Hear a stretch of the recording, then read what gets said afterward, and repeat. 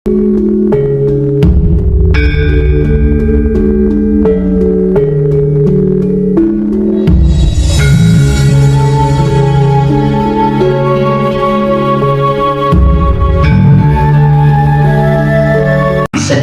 saja kesalahan yang dilakukan oleh habaib, itu akan langsung mereka goreng, mereka garap untuk menyerang habis-habisan para habaib, saudara. Nah, jadi saya minta dari yang tua sampai yang muda, saudara, apakah selama ini mereka serang kita, ada oknum-oknum yang berlaku tidak baik, ya kita ikut memperbaiki, saudara. Kita ikut memperbaiki. Jangan juga kita biarkan kalau ada saudara-saudara kita dari kalangan habaib yang melakukan hal yang tidak baik, jangan. Saudara, sebelum orang lain tegur, kita yang tegur. Sebelum orang lain yang memperbaiki, kita yang wajib untuk memperbaikinya. Nah, jadi sekali lagi kita ambil hikmahnya aja. Kalau ada tanya apa sih hikmahnya nih serangan begal nasab? Oh, banyak hikmahnya. Apa hikmahnya dari serangan begal nasab ini? Hikmahnya satu, saudara, yang tadinya nggak tahu ilmu nasab jadi tahu. Yang tadinya nggak mau belajar jadi belajar, saudara. Yang tadinya nggak mau baca buku nasab ahli jadi baca, saudara. Oh, luar biasa. Jadi ada al-hadsu al-qiraah, yaitu kutubus sirah, kutubut tarikh, kutubun nasab. Alhamdulillah. Itu satu. Yang kedua, saudara, menjadi terbuka. Allah bukain buat kita, saudara, sehingga dengan peristiwa itu kelihatan mana yang betul-betul muhibbin terhadap habaib, mana yang betul-betul bughud, ikut memanfaatkan kondisi tersebut, atau mana yang selama ini pura-pura muhibbin. Nah, sekarang dari hatinya Allah keluarin ke semua, saudara. Alhamdulillah. Kita membongkar hati orang-orang nifak nggak gampang, saudara.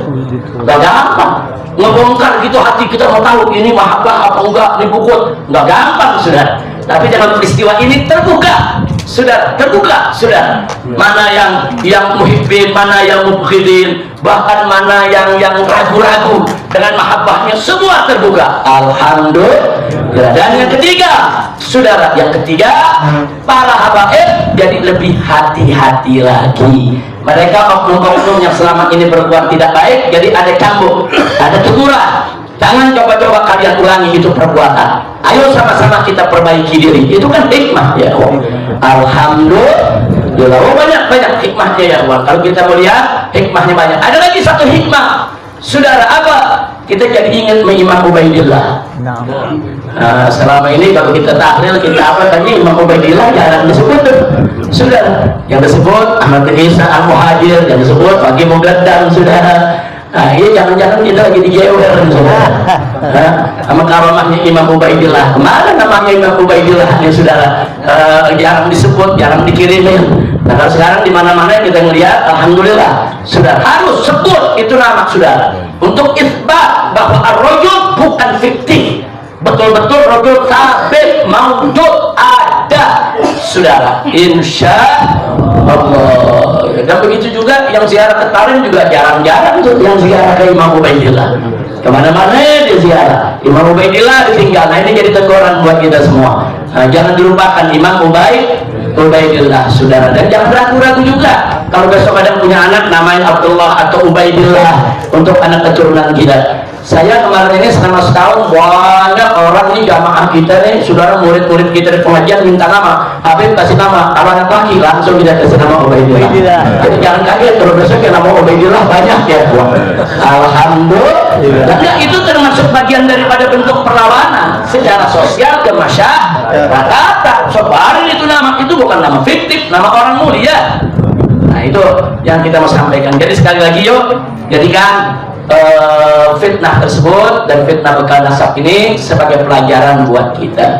Mudah-mudahan ke depan tidak berulang. Tapi saya minta semua tetap pasang mata, buka telinga, saudara. Ada gerakan politik ini belum selesai, saudara. Tangan-tangan mereka-mereka yang berkuasa 10 tahun masih ada di jajaran atas. Jadi setiap saat mereka bisa membongkar lagi, saudara, yang lebih gila lagi untuk memfitnah kalangan habaib. Nah, itu saja. Dan yang terakhir, saya mengingatkan semua, saudara, bahwa yang mulia di tengah masyarakat ini, saudara, bukan habaib saja, para ulama juga mulia, saudara. Al-ulama warasatul anbiya. Ulama itu, saudara, itu pewaris para nabi. itu kiai-kiai ajangan-ajangan yang pada punya ilmu yang berakhlak mulia, saudara. Jangan main-main, warasatul anbiya. Dan gak main-main, Allah yang puji ulama dalam Al-Quran Al-Karim. Innama yakhsyallaha min ibadihil ulama. Sesungguhnya hamba yang takut kepada Allah adalah dari kalangan ulama. Gak sampai situ, di ayat lain menyatakan yarfa'illahu alladhina amanu minkum walladhina utul ilma daraja. Allah tinggikan derajat ulama, saudara. Nah, jadi ulama ini, saudara, juga punya kedudukan mulia. Nah, karena itu saya minta kepada para habaib, wajib kita muliakan mereka yang dimuliakan Allah. Ahlul Bait dimuliakan Allah, kita muliakan. Ulama dimuliakan Allah, wajib kita muliakan. Jadi jangan ada lagi itu, saudara, maaf, jangan ada lagi di kalangan anak-anak muda kita, saudara, umur masih muda, masih belasan tahun atau mungkin 20-an tahun, tapi kalau ketemu kiai-kiai saudara yang besar dari kalangan mereka, cium tangan aja, malu, takut. Innalillahi wa inna ilaihi raji'un. Saya ketemu kiai-kiai dari dulu, sudah 40 tahun saya kerjakan. Pokoknya ketemu kiai, doakan yang lebih tua, yang seumur, saya cium tangannya. Oh iya, dulu saya diprotes, Habib Rizik kenapa cium tangan? Kenapa tuh Habib Rizik nunduk-nunduk begitu? Saudara, itu bagian daripada pembauran kita, pergaulan kita, untuk menghidupkan rasa saling cinta di antara kita, insya Allah. Nah, saya kasih contoh, saya ceramah di satu daerah, sudah. Saya kasih contoh pengalaman saya. Saya ceramah di satu daerah, saya lupa. Mungkin karena terburu-buru nih mengubar, kadang-kadang kan satu hari ada 2-3 jadwal nih, dari sini melompat ke jadwal sana, saudara. Nah, jadi begitu naik, assalamualaikum, langsung ceramah. Kita nggak sebut tuh nama-nama kiai yang dibangun. Di panggung kan ada kiai-kiai, sudah. Ini kan yang dibawakan murid mereka semua, kita nggak sebut, sudah. Habis ceramah kita pergi, itu mereka-mereka yang hadir nggak perhatian di ceramah kita, sudah. Nah, mereka lihat siapa ini ceramah. Karena apa? Karena mereka merasa guru mereka nggak dihormatin, sudah. Itu pengalaman kita. Seterburu-buru apapun sebut sapa, sudah. Jadi apresiasi mereka. Nah, makanya semenjak saat itu, saudara, saya ceramah di mana tempat, saudara, oh kita apresiasi dulu. Kalau perlu kita minta sama panitia siapa aja nama kiai yang ada, kita minta nama-namanya, kita sebutin satu-satu.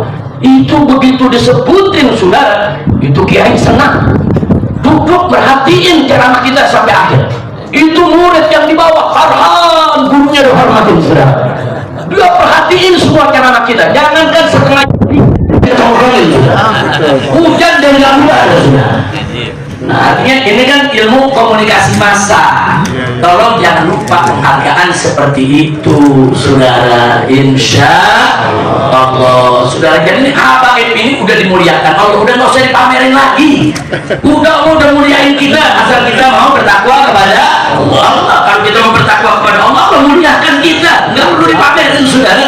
Tapi kita juga perlu, saudara, untuk memuliakan mereka-mereka yang dimuliakan Allah, saudara. Yang dimuliakan Allah bukan habaib saja, bukan ahlul bait saja, para aulia, para ulama, para sholihin, mereka semua dimuliakan Allah. Yuk kita muliakan mereka, insya Allah. Nah, itu saja yang bisa saya sampaikan. Maaf kalau yang akan saya sampaikan ini, saudara, mungkin terlalu sensitif, ya. Nah, tapi karena ini mumpung yang 99,9% habaib, kapan lagi, saudara? Udah gitu di rumah jenderalnya.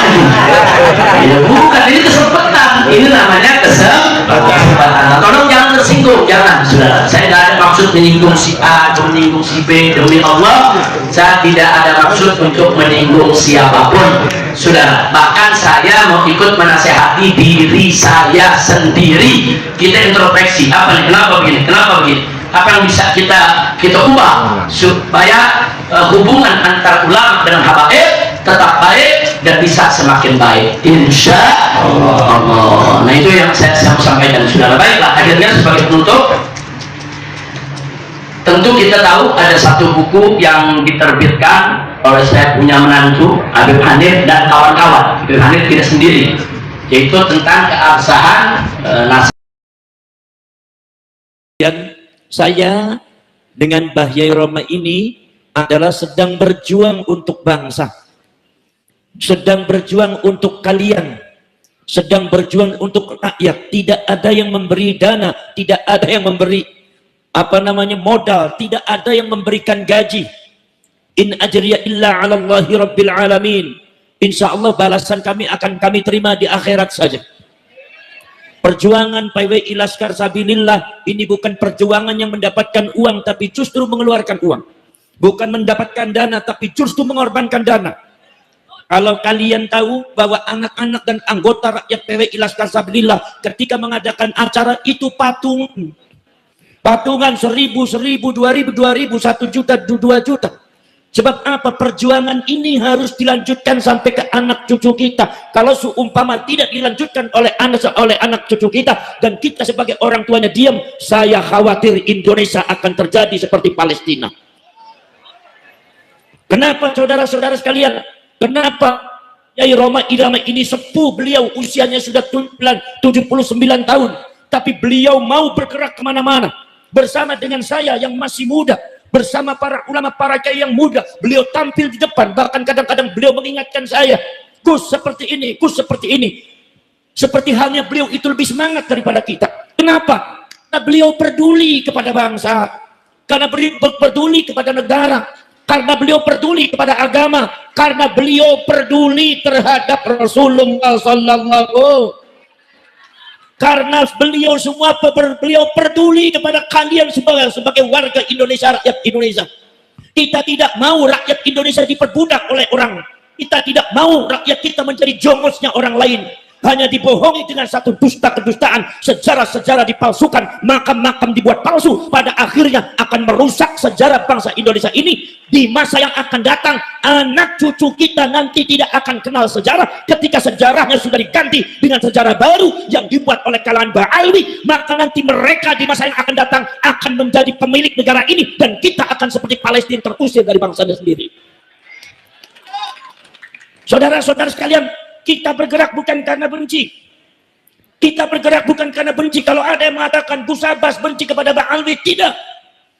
Gus Abbas benci kepada Habib, tidak. Tapi saya lagi mengingatkan Habib, jangan berbuat macam-macam di negeri Indonesia. Jangan berbuat macam-macam di anak bangsa Indonesia. Jangan suka jahil terhadap sejarah Indonesia. Jangan suka mempersekusi para ulama, para kiai Indonesia. Jangan suka menghina para ulama, para kiai Indonesia.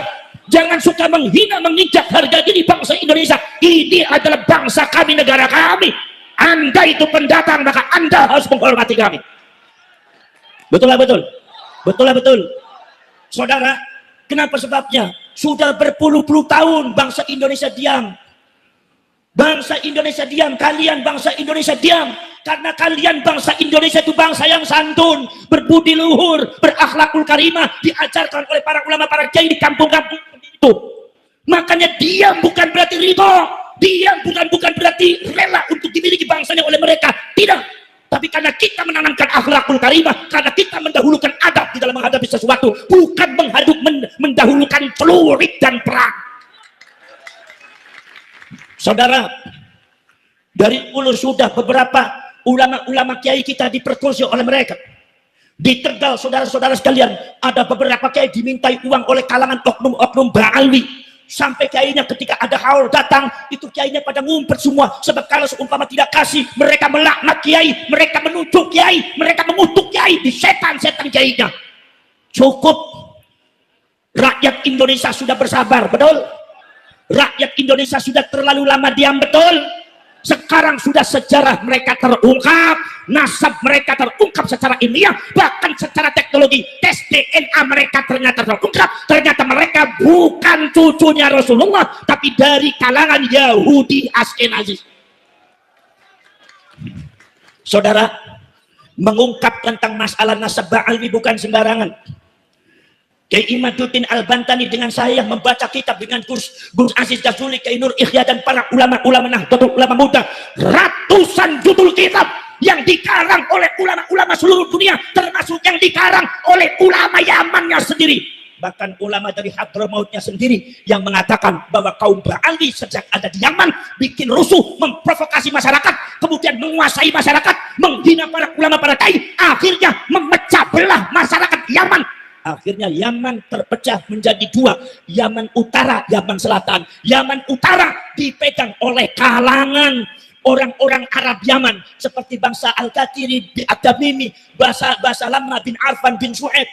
Oleh kalangan Arab Yaman dengan provokasi dan fitnahnya kaum Ba'alwi itu di Yaman, mereka menguasai Yaman Selatan, dan ketika mereka sudah menguasai Yaman Selatan, memecah Yaman jadi dua, mereka menguasai bagian selatan. Mereka tidak mendirikan negara Islam, tapi yang mereka dirikan adalah negara komunis Yaman Selatan. Buka sejarah. Makanya masyarakat Pabuaran,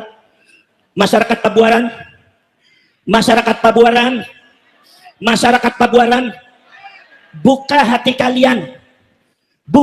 kalian, Ba'alwi kerap kali setiap ada orang yang menentang mereka selalu menuduh PKI, menuduh komunis, tapi catatan data sejarah justru mereka yang mengibarkan bendera komunis di dunia.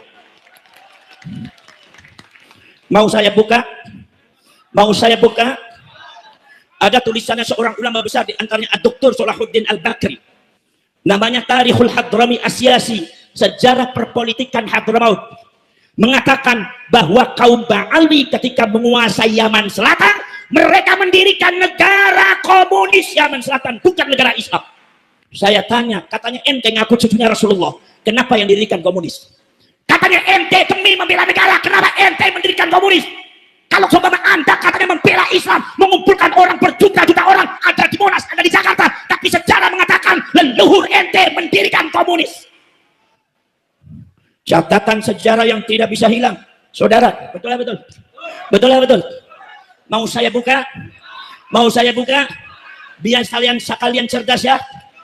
Di antaranya yang memimpin yaitu adalah Sekretaris Jenderal Partai Komunis Yaman Selatan. Itu sekretarisnya Partai Komunis Yaman Selatan adalah Al-Habib Abdurrahman As-Segaf. Saya tanya, As-Segaf itu Ba'alwi apa bukan? Jawab yang kencang. As-Segaf itu Ba'alwi apa bukan? Kemudian saudara-saudara sekalian, di antaranya lagi adalah Perdana Menteri Negara Komunis Yaman Selatan, itu namanya Al-Habib Haidar Abu Bakar Al-Attas. Saya tanya lagi, buka mata kalian, Al-Attas itu marga Ba'alwi apa marga Jawa? Ba'alwi apa Sunda?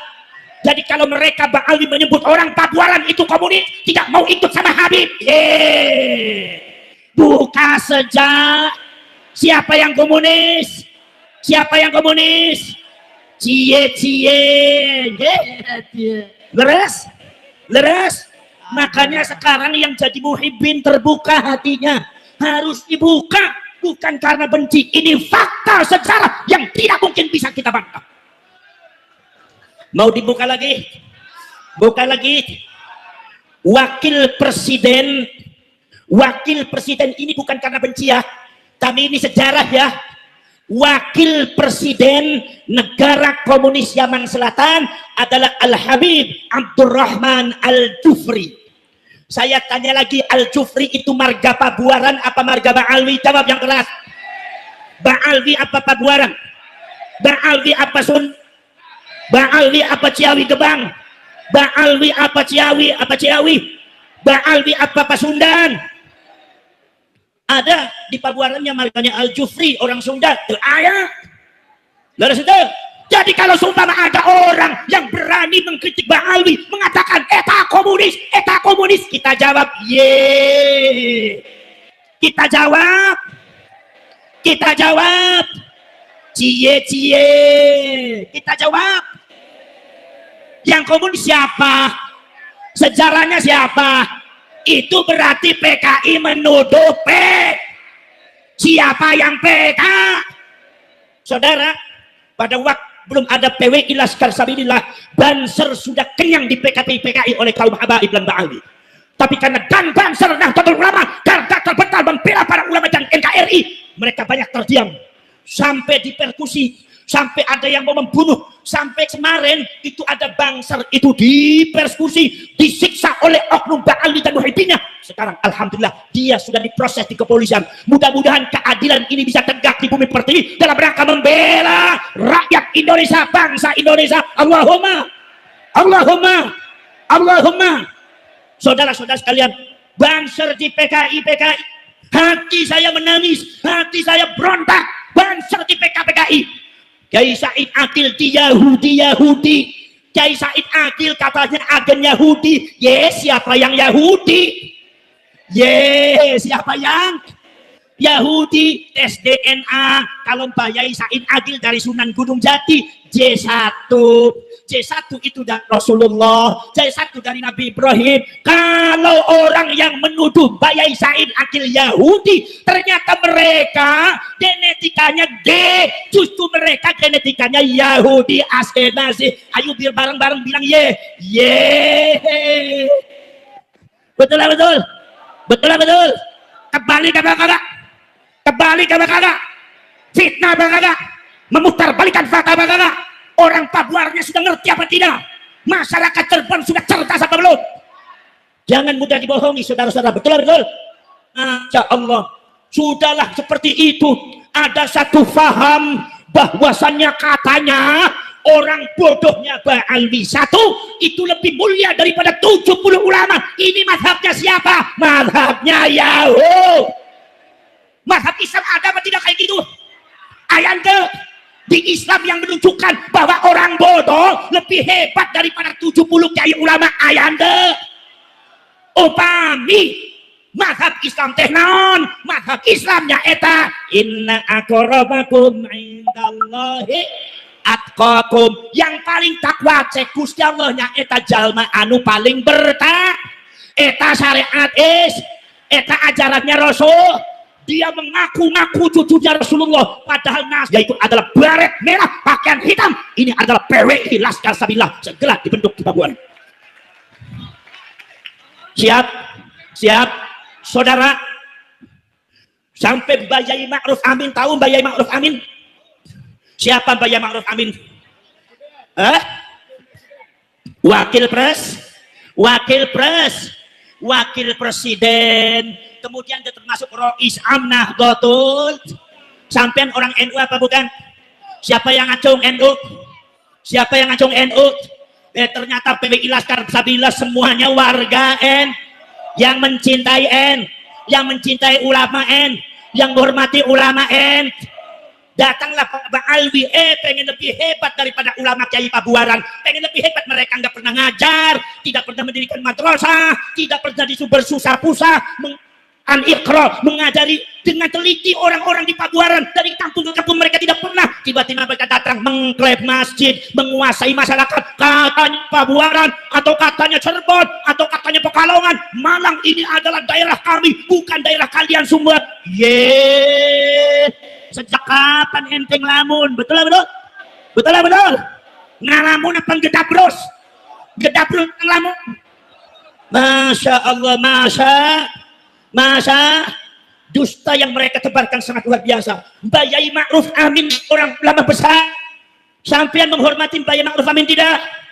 Mbak Yai Ma'ruf Amin itu adalah cucunya Sultan Hasanuddin. Sultan Hasanuddin itu putranya Syarif Hidayat.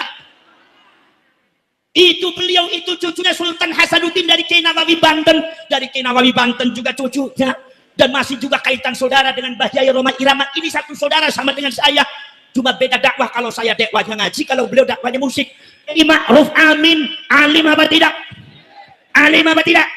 Kiai Ma'ruf Amin dengan Ba'alwi lebih alim mana? Lebih pintar mana? Tapi ketika Ba'alwi, ketika Yai Ma'ruf Amin diamanatkan oleh Nahdlatul Ulama untuk menjaga NKRI dari kaum-kaum terorisme, dari paham-paham radikal, maka diamanatkan untuk menjadi wakil presiden. Itu Ba'alwi kebakaran Makanya kalau jadi orang jenggotnya jangan panjang-pan, nantinya kebakar. Subhanallah, kebakaran jenggot. Apa katanya? Ada oknum Ba'alwi yang mengatakan, menyebut Mbak Yai Ma'ruf Amin, satu menyebut namanya saja. Ma'ruf Amin tidak ada kiainya, karena itu ajaran mereka. Kalau menyebut kiai-kiai pribumi, jangan sebut kiai, sebut namanya aja. Kemudian titel gak usah disebut. Model kayak gini membangun akhlak apa menghancurkan akhlak? Membangun akhlak apa menghancurkan akhlak? Orang diajari tidak boleh membela, tidak boleh menghormati kiai dan ulama, membangun akhlak apa merusak akhlak? Tiba-tiba katanya, mari kita adakan revolusi akhlak. Jawab ye, akhlak kayak model gambar. Mana yang mau ente bangun? Betul. Kalau ente mau membangun akhlak bisa. Nah, kalau ente nggak ada akhlaknya, betul. Itu Bayai Ma'ruf Amin disebutnya apa saudara? Jangan kaget. Orang NU jangan kaget ya. Siapapun ba'alwinya saudara-saudara, Anda harus harus menangani ini semua. Anda harus menghadapi dan harus bersikap secara tegas. Walaupun dalam hati Anda maafkan mereka. Tetapi dalam masalah yang masalah ketegasan, jangan diam. Jangan biarkan mereka menghujat para ulama, para kiai asli Indonesia. Betul? Pengen tahu ucapannya? Nilai sama nalar dan akal kalian, orang-orang yang hatinya masih tertutup oleh dusta-dustanya para Pak Ali dan Habib, nilai dengan akal pikiran kalian. Oknum mereka mengatakan Ma'ruf Amin babi apa babi. Di depan jamaahnya menyebut babi apa babi. Seorang ulama besar disebut babi, tidak ada sopan santunnya. Sekarang saya tanya kepada kalian, apakah golongan semacam ini akan bisa membuat revolusi akhlak? Bisa apa tidak? Jawab yang keras, bisa apa tidak? Ki Ma'ruf Amin di babi-babi saudara.